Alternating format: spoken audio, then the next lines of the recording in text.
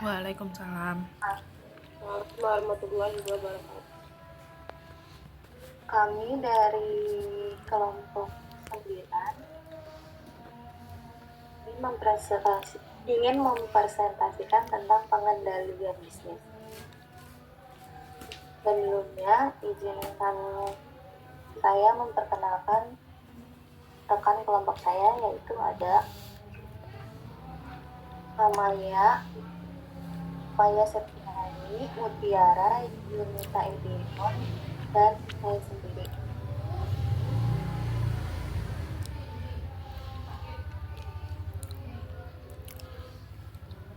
Outline pengendalian strategi, yaitu ada pengertian manajemen strategi, pengertian pengendalian strategi, tujuan pengendalian strategi, pengukuran kinerja perusahaan. Pengertian manajemen strategi.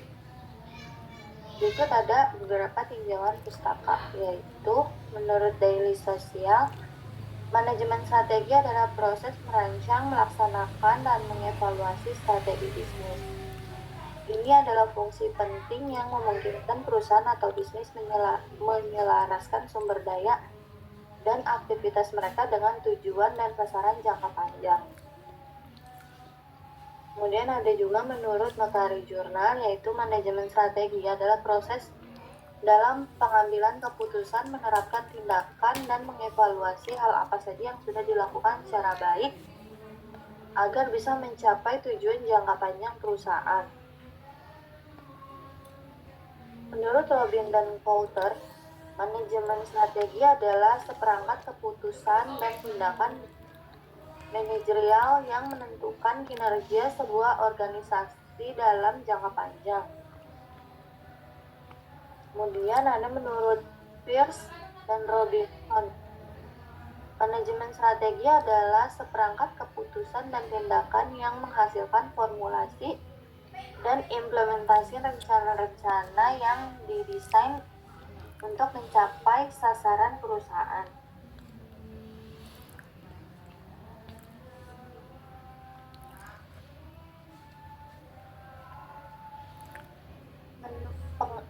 Next, pengertian pengendalian strategi. Menurut Jones dan George, pengertian pengendalian pengendalian adalah proses di mana para manajer memantau dan mengatur bagaimana sebuah organisasi dan segenap anggotanya menjalankan kegiatan yang diperlukan untuk mencapai tujuan organisasi secara efisien dan efektif. Dalam pengendalian, para manajer memantau dan mengevaluasi apakah strategi dan struktur organisasi bekerja seperti yang dikehendaki, bagaimana hal-hal tersebut dapat ditingkatkan, dan bagaimana harus diubah jika tidak bekerja. Pengendalian merupakan tugas utama manajer yang mencakup pengawasan, evaluasi, dan pengembangan aktivitas yang berada dalam perusahaan. Next akan dilanjutkan oleh Kak Yunita. Baik, di sini saya akan menjelaskan langkah pengendalian manajemen strategi.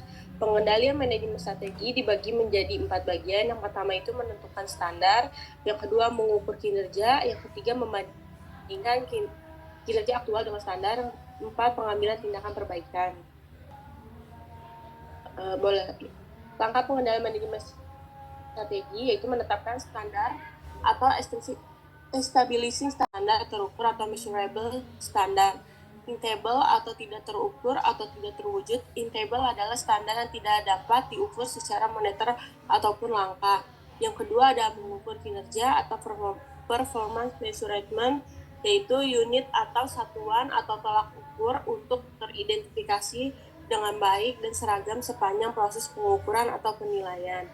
Jenis pengukuran yaitu eksternal, investor perusahaan, dan internal yaitu manajemen puncak. Yang ketiga, membandingkan kinerja aktual dengan standar yang ditentukan atau comparison of actual and standard performance, yaitu berpatokan dengan visi misi perusahaan, pengukuran berdasarkan SOP, dan yang terakhir yaitu pengambilan tindakan koreksi atau perbaikan atau taking correction action. Pengambilan keputusan terhadap masalah perusahaan, melihat masalah dari perusahaan yang membutuhkan perbaikan, Dan next step, membuat kegiatan preventif.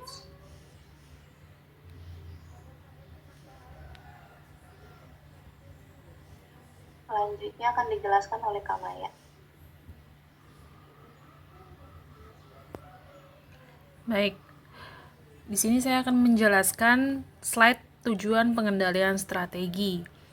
Tujuan pengendalian strategi ini terbagi menjadi 5. Di antaranya untuk mengembangkan wawasan orang-orang yang ada di perusahaan.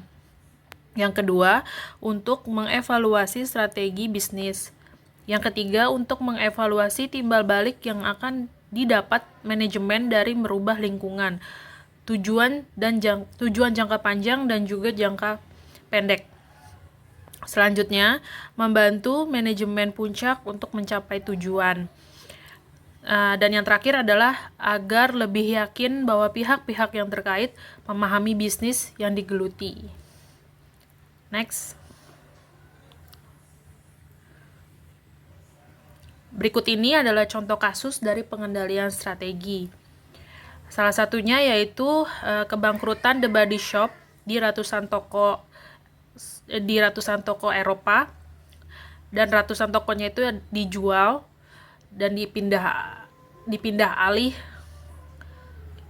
Contoh kasus ini adalah kegagalan dalam pengendalian bisnis, sehingga membuat beberapa outlet tutup. Pengendalian strategi yang gagal dalam artikel ini adalah manajemen The Body Shop tidak bisa berjuang untuk menutupi operasionalnya, dikarenakan inflasi global dan persaingan bisnis serupa. Sebut saja di Indonesia, The Body Shop tidak begitu ramai outletnya. Menurut kami, karena harga yang cukup mahal dan kurangnya strategi pemasaran yang kreatif, sehingga produknya tidak banyak diketahui oleh semua kalangan. Berikut sumbernya yang kita dapat, yaitu dari cnbcindonesia.com.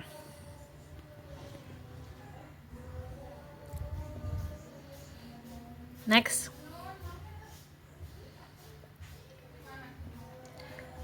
Berikutnya akan dibacakan oleh Mbak Mutiara, silakan. Baik, terima kasih. Di sini ada contoh kasus pengendalian strategi. Konsistensi makanan cepat saji di pasar global. Di sini ada McD atau McDonald's yang sering kita kenal. Itu adalah salah satu resto makanan cepat saji yang selalu menerapkan langkah-langkah pemasaran kreatif. Terlihat walaupun dalam gempuran genosida Israel, outlet ini tetap saja ramai pengunjung. Hal ini dikarenakan McD selalu konsisten terhadap rasa di seluruh outlet. Harga yang terjangkau di kantong, layanan ramah, dan banyak varian menu tentunya. McD berhasil menggenggam pasar global di kelasnya, sehingga kami kategorikan McD berhasil dalam pengendalian strateginya. Next. Nah, ini ada keunggulan bersaing atau competitive advantage. Yang pertama itu ada biaya, di mana pertama ada konsistensi terhadap bisnisnya. Yang kedua, mampu menjadi produsen sehingga menurunkan biaya impor. Lalu selanjutnya ada diferensial, yaitu menciptakan keunikan di industrinya.